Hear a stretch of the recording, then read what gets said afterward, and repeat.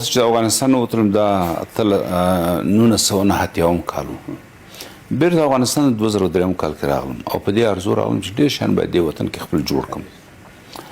خو ما تر حد الامکانه پورې په وخت ما د تیلو بزنس و ما ته حد امکانه پورې مثلا ذخایر د تیلو ذخایر د غازو په هرتانو کې جوړ په کابل کې مې جوړ کړ پټرول سټیشنونه مې جوړ کړ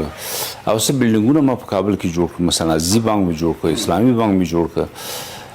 خو خبره دا و چې هغه تیر رژیم حقیقت درته وایم زه داسې نه زه یو سیاسي سړی نه یم هېچا پورې زه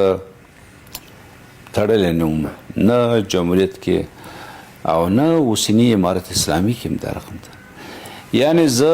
هېڅ هغه وخت کې داسې و چې هغه سیستم د دولتي ډېر فاسد سیستم و او ډېر زیات دا زموږ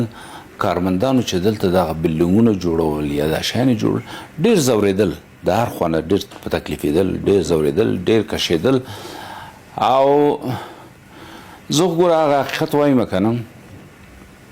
ما د پیسو په خاطر باندې د پیسو په خاطر باندې هېڅ وخت سر چاته نه ټیټ کړی یعنې داسې نه چې زه باید پیسې لاسته راوړم او زه باید